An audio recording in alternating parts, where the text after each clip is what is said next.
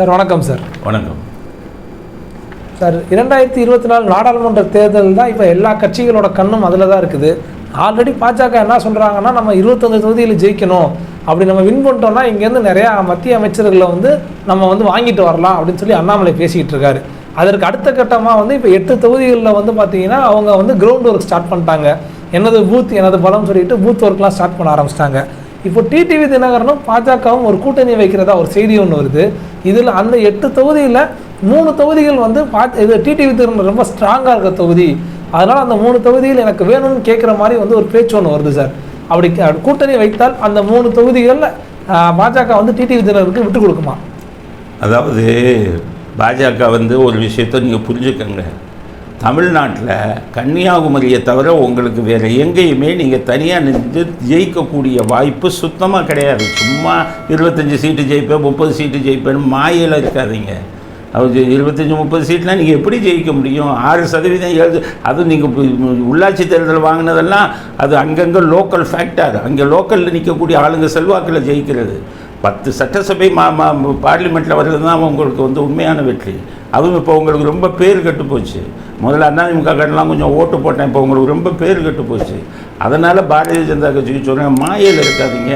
கன்னியாகுமரியை தவிர எங்கே நின்னாலும் நீங்கள் தனியாக நின்னா ஜெயிக்க முடியாது. அதுவும் போன எம்பி இதில் அதிமுகவோட நின்னே பொன் ராதாகிருஷ்ணன் தோற்று போயிட்டார்.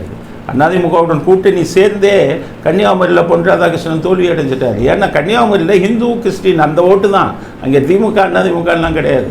அதனால் மாயையில் இருக்காதிங்க. சும்மா 10 ஊரில் பையன் எங்கே என்ன ராமநாதபுரங்கிறீங்களே, நான் ராமநாதபுரம் ஊர் தான். 60,000 ஓட்டுக்கு மேலே உங்களுக்கு இல்லை, எழுதி வைக்கிறேன். தனியாக நின்று பாருங்கள். ராமநாதபுரத்தில் உங்களுக்கு 60,000 ஓட்டு, தென்காசியில் 50,000 ஓட்டு, அவ்வளோதான். 50 இது நான் சொல்கிறது பார்லிமெண்ட்டு தொகுதியில் 5 தொகுதியும் சேர்த்து சொல்கிறேன். 60,000 ஓட்டு தென்காசியில், திருநெல்வேலியில் 40,000 to 50,000 ஓட்டு. இதுதான் உங்களுடைய உண்மையான பலம். தென் சென்னையில் வந்தீங்கன்னா என்ன, பிராமின்ஸ் ஓட்டை நம்பி வருவீங்க. இந்த தடவை பிராமின் ஃபுல்லாக உங்களுக்கு ஓட்டு போட மாட்டாங்க. அதிமுகவில் ஒரு ஆட்களை நிறுத்தி இது பண்ணாங்கன்னா அங்கே அவங்க அதிமுகவே ஒரு பிராமணரை போட்டாங்கன்னா உங்களுக்கு இப்போ பிராமணர் ஓட்டம் சுத்தமாக எல்லாம் தென் சென்னையில் கிடச்சி.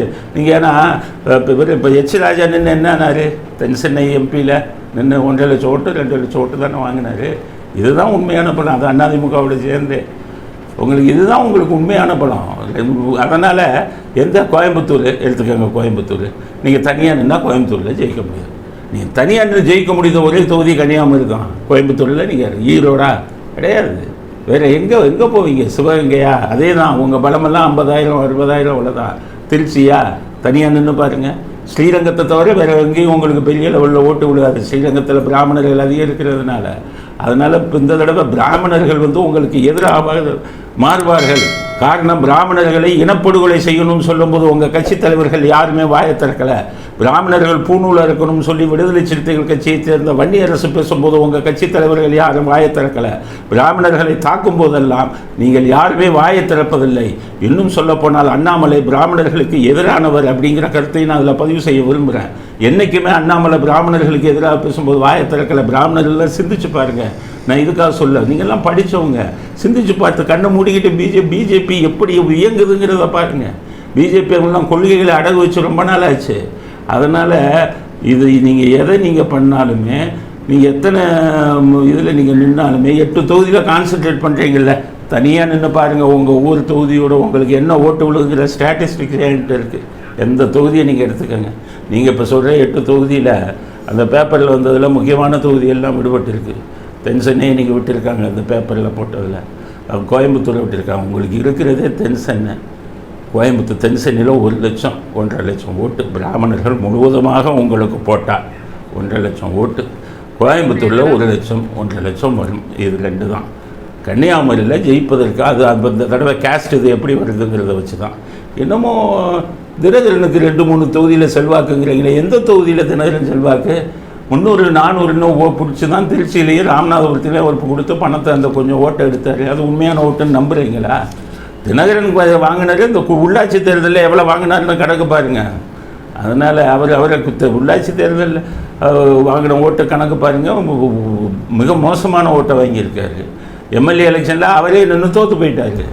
ஸோ என்ன ஒரு மாயை அவரது, அதை நம்பிக்கிட்டு போகிறீங்களா? யாரை கூட்டணி சேர்ந்தனாலும் சேர்த்து பாருங்கள், இவங்க நீங்கள் பிஜேபி நிச்சயம் நீங்கள் தர மாட்டீங்க.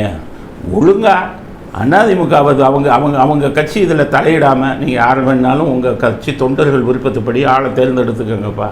எனக்கு வந்து இது வந்து எம்பி சீட்டு, ஒரு 5 சீட்டு தான் எனக்கு பொருத்தம். நான் 20 எம்எல்ஏ தான் கொடுத்தீங்க, அப்போ 4 எம்பிக்கு தான் நான் பொருத்தம். வேணாலும் எங்களுக்கு எம்பி சீட்டு வருது, எம்பி எலெக்ஷன் எங்களுக்கு அங்கே யூஸ் ஆகும், 10 சீட்டு கொடுங்க அப்படின்னு கெஞ்சி கேட்டு வருவீங்களா? ஓபிஎஸ்ஸை வச்சுக்கு கொண்டு வா. சசிகலா வந்து யார் சொல்லிக் கொடுக்குற அந்த முட்டாள்தனமான ஐடியாவெல்லாம் உங்களுக்கு தெரியல. இவங்க முட்டாள்தனமான ஐடியா கொடுத்தாலும் நீங்கள்லாம் திறமையானவர்கள்னு சொல்லிக்கிறாங்களே, நீங்கள் இதெல்லாம் பார்க்க வேணாமா? இந்த ஸ்டேட் இந்த இதில் என்ன இதில் அது அப்படியே டேபிளில் வச்சுருப்பாங்க ஐபி ரிப்போர்ட்டெல்லாம், ஒன்றுமே இல்லாமல் கோமாளித்தனம் பண்ணிக்கிட்டு இதில் அதிமுகவில் இது பண்ணி உங்கள் தலையிலே மனவாரி போட்டுக்கிட்டு இருக்கீங்க. அதனால் உங்கள் இது எடுபடாது, தனியாக நின்றால் நீங்கள் எடுபடாது. 8 தொகுதியில் எதை வேணாலும் உங்கள் தொகுதி பூரா என்கிட்ட ஸ்டாட்டிஸ்டிக்ஸ் இருக்குது, அண்ணாமலைகிட்ட இருக்கும் இல்லை என்கிட்ட ஸ்டாட்டிஸ்டிக்ஸ் இருக்குது. ஒவ்வொரு எலெக்ஷன்லையும் நீங்கள் தனியாக நிற்கும் போது எவ்வளோ வாங்கினீங்க, கூட்டணியோட எவ்வளோ வாங்கினீங்க அப்படிங்கிறதுலாம் இருக்குது. அதனால் எங்கேயுமே உங்களுக்கு தனி செல்வாக்கு இல்லை கன்னியாகுமரியை தவிர. அதுதான் என்னுடைய இது. தனி சின்னங்கன்னா தினரெல்லாம் நின்னீங்கன்னா ஒரு 200 300 400 500ன்னு கொடுத்து வாங்கின வாக்கு அதெல்லாம் வந்து பணம் கொடுக்கலன்னா உங்களுக்கு இந்த எலெக்ஷனில் விழுகாது. இதெல்லாம் நம்பிக்கிட்டு நிற்காதீங்க. சசிகலாவுக்கு நீங்கள் தஞ்சாவூர்லேயே நில்லுங்க. சசிகலாவை தஞ்சாவூர்லேயே ஒரு தொகுதியில் உங்கள் பிஜேபி இதோடு நிற்க சொல்லுங்கள். அவங்க நிற்க முடியாது, டிஸ்குவாலிஃபைடு 6 வருஷம். அவங்களுடைய கேண்டிடேட்டை நிற்க சொல்லுங்கள் தஞ்சாவூர்லேயே. இதுதான் உண்மையான நிலைமை. அதை விட்டுக்கிட்டு இது தெரியாமல் தனியாக நிற்பேன், தினகரனை கூட்டணி வைப்பேன், எல்லாம் நடக்கிற காரியமா? சார், இப்போது அமித்ஷாவோட கணக்கு என்னென்னா 2019 நாடாளுமன்ற தேர்தலில் வந்து பார்த்தீங்கன்னா அம்மா மக்கள் முன்னேற்ற கழகம் 4 இடங்களில் 1 லட்சம் ஓட்டுகளுக்கு மேலே வாங்கியிருக்காங்க. இப்போ அவங்கள விட்டுட்டோன்னா இந்த தேர்தலில் வந்து அவங்க கூட்டணி இல்லாமல் இருந்தால் அதுவும் வந்து அதிமுக நம்ம பாஜக கூட்டணியில் தோல்வி அடைகிறதுக்கு ஒரு வாய்ப்பு இருக்குது. அதனால் அவங்களை எப்படியாவது வந்து கூட வச்சுக்கணும்னு சொல்லிட்டு அமித்ஷாவோட கணக்கு சார். அப்படி இருக்கப்போ டிடிவி தினகரன் கேட்குற அந்த தொகுதியில் அவங்க கொடுப்பாங்களா, இல்லை வந்து இல்லை வேணாம் அப்படின்னு சொல்லி விட்டுருவாங்களா சார்? அமமுக எம்பி எலெக்ஷனில் அந்த குறிப்பிட்ட 4 தொகுதியில் 1 லட்சம் வாங்கிச்சுன்னு சொன்னீங்கல்ல, அதே தொகுதியில் அமமுக 2021 நடந்த சட்டசபை தேர்தலில் எவ்வளோ ஓட்டு வாங்கியிருக்குன்னு பாருங்கள். அப்புறம் இது உள்ளாட்சி தேர்தலில் அதே தொகுதிகளில் அமமுக எவ்வளோ வாங்கியிருக்குன்னு பாருங்கள். அதாவது ஃபுல்லாக பணம் கொடுத்தாங்கங்க. ராம்நாட்டிலெல்லாம் இங்கே நான் ஃபுல்லாக விசாரித்தேன், எல்லாருக்கும் பணம் கொடுத்தாங்க. திருச்சியிலெல்லாம் பணம் கொடுத்தாங்க. ஸோ தினகரன் கொடுத்த நிறையா பணத்தை செலவு பண்ணாமல்லாம் இது பண்ணிட்டாங்க. ஸோ அது உண்மையான செல்வாக்கே கிடையாது. தினகரன் வந்து ஆர்கே நகரில் நின்று பெருசாக ஜெயிச்சார், அது உண்மையான வெற்றியா? பணம் கொடுத்து வாங்கின வெற்றியா சொல்லுங்கள்? வெற்றிவேல் இல்லைன்னா அந்த பணத்தெல்லாம் கரெக்டாக டிஸ்ட்ரிபியூட் பண்ணி அவர் ஜெயிச்சிருக்கவே முடியாது. இதெல்லாம் செயற்கையாக உருவாகினது வெற்றி. நீங்கள் சும்மா இங்கே 1 லட்சம் ஓட்டு வாங்கினாருன்னு பார்லிமெண்ட் எலெக்ஷனே கணக்கு பண்ணிக்கிட்டு இருக்கீங்க. பார்லிமெண்ட் எலெக்ஷனில் 39க்கு 38 சீட்டு ஜெயித்தாங்க டிஎம்கே. 1 சீட்டு தான் அதிமுக ஜெயிச்சது. மொத்தம் பாண்டிச்சேரியும் சேர்த்து 40ல் 39 தான் ஜெயித்தாங்க. ஆனால் சட்டசபையில் நிலைமை என்ன? 66 அதிமுக கூட்டணி 75 சீட்டுக்கு வந்தாங்க.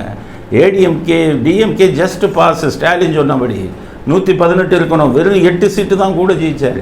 நீங்கள் என்ன பார்லிமெண்ட்டே கணக்கு பண்ணிக்கிட்டு 1 லட்சம் தினகரன் வாங்கிட்டார், அவருக்கு 4 சீட்டு கொடுக்கணும்னு உங்களை ஏமாற்றிக்கிறீங்களா? அதுதான் சொல்கிறேன்.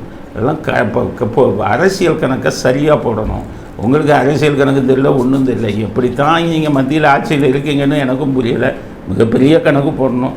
நான் ஒவ்வொரு தலைவர்களை பற்றி எனக்கு தெரியும். இந்திரா காந்தி எப்படி ஸ்ட்ராட்டஜி பண்ணுவாங்க, கருணாநிதி எப்படி பண்ணுவார், எம்ஜிஆர் எப்படி பண்ணுவார், ஜெயலலிதா மேடம் எப்படி பண்ணுவாங்க, எல்லா கணக்கும் எனக்கு தெரியும். இப்போ ஸ்டாலின் எப்படி பண்ணிக்கிட்டு இருக்காரு, இது எல்லாமே தெரியும். ஸோ அதனால தான் வச்சு சொல்கிறேன். இது எதுவுமே தெரியாமல் உங்கள் செல்வாக்கு என்னென்ன புரியாமல் 25 சீட்டு ஜெயிப்பேன். முதல்ல உங்களுக்கு 25 சீட்டு கொடுப்பாங்களா அதிமுக? அவங்க இழிச்சுவாங்களா? மொத்தமே 39. அவங்க 28% வச்சுக்கிட்டு உங்களுக்கு 4-5% இருக்கிறவங்களுக்கு 25 கொடுத்துட்டு அவங்க 10-15 வச்சுக்குவாங்களா? எல்லாம் நடக்கிற காரியமா? சும்மா பேசுனீங்கன்னா என்ன அர்த்தம்? அதனால் பிஜேபி ரியாலிட்டிக்கு வாங்க, உண்மையான உலகத்துக்கு வாங்க. கற்பனை உலகத்தில் இருக்காதீங்க. இதுதான் உங்கள் பலம். நான் உங்கள் நன்மைக்கு தான் சொல்கிறேன். நாங்கள் எதாக இருந்தாலும் ஓப்பனாக பேசிடுவோம். உங்களை தாக்கணுங்கிற அவசியம் இல்லை. அதுக்காக நீங்கள் முட்டாள்தனம் செஞ்சீங்கன்னா அதுக்கு ஜாடரா போடுவோன்னு மட்டும் நினைக்காதீங்க. அதனால் இந்த அறிவுரையை ஏற்றுக்கிட்டு உங்கள் இதை புரிஞ்சுக்கிட்டு ஒரு 10 சீட்டு கேளுங்க, சுமூகமான முறையில் நீ யாரை வேணாலும் தலைவனாக வச்சுக்கப்பா சொல்லுங்கள். சொல்லிவிட்டு வேலையை பார்த்துட்டு உங்கள் வேலையை பார்த்துட்டு தேர்தலை பார்த்துட்டு போய்கிட்டே இருக்க. இன்னொரு கட்சியில் நுழையிற வேலை வச்சுக்காதீங்க. முடிஞ்சால் உங்கள் கட்சியில் இருக்கிற கோஷ்டி சண்டையை முதல்ல தீர்த்து வைங்க அப்படிங்கிறது. இன்னொன்று, இந்த ஓபிஎஸ்ஸை சப்போர்ட் பண்ணிங்கன்னா அவ்வளோதான், அவங்க தலையில் நீங்களே மண்ணை வாரி போட்டுக்கிறதுன்னு தான் அர்த்தம். ஓபிஎஸ்க்கு எந்த செல்வாக்கும் இல்லை. போய் ஐபியை வச்சு நீங்கள் ரிப்போர்ட் எடுத்து பார்த்துக்கோங்க. மோடிக்கும் அமித்ஷாவுக்கும் இதைத்தான் நான் சொல்ல விரும்புகிறேன். நன்றி, வணக்கம், ஜெய்.